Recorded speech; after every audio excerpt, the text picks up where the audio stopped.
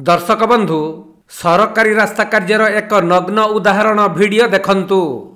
गोटे पटे अंधार राति अन्य पटे ढी ढी पिटुछि वर्षा।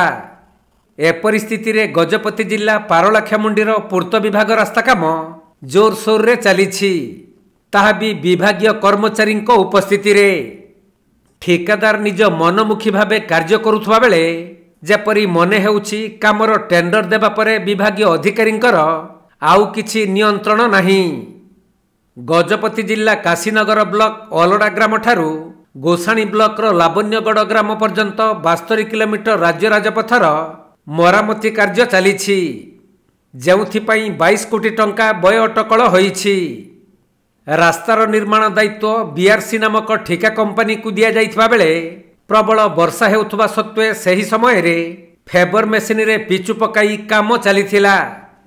यह देखि स्थानीय लोक माने ठेकेदार को काम बंद करिबा पई कहिबारु ठेकेदार सुपरभाइजर सही लोक मानकु नाली आखि देखाइथिले। तबे पिचु रास्ता निर्माण कार्य सोखिला पागरे कले ताहा सुदृढ़ होइथाय, जहा पिचु रास्ता निर्माण गाइडलाइन रे रहिछि।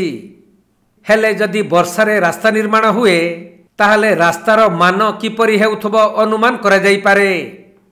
सेपटे सरकार लोकंक टिकस अर्थरे रास्ता निर्माण भली उन्नयन कार्य करिथांती, किंतु जदि तृणमूल स्तर रे ठेकेदार और विभागीय कर्मचारी माने मिसी तरबरिया भावे एही भली करंती तबे सबु कथा सरिला। एही रास्ता कार्य को लक्ष्य कले विभागीय अधिकारी और ठेकेदार मिली भकतरे एही परी कार्य हेउथबा निसंदेह रे जणा पड़ुछि। तेणु बाड़ जदि फसल खाए तबे गुहारी करिबे काहाकू, कहीं ठेकेदार मनमानी रास्ता कार्यर तदारक करबा पई विभागीय अधिकारी माने रहिछंती। हेले सेमाने सबु देखि जदि चुप रुहंती ताहले रास्तार मान सुधारिबा और सरकारी अर्थ अपव्यवहार को रुकिब किए?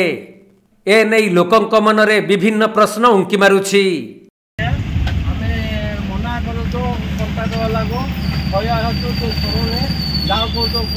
पानी रे वर्षा होके ढी ढी वर्षा होके से पानी रे ये पानी रे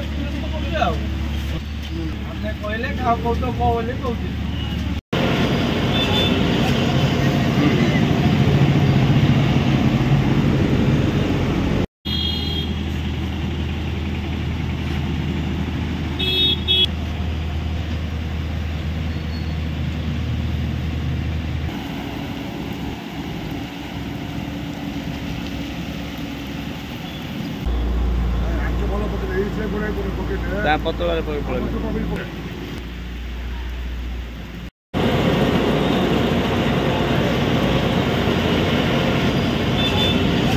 गजपति हरिश्चंद्र परिछांक रिपोर्ट, कोणार्क लाइव।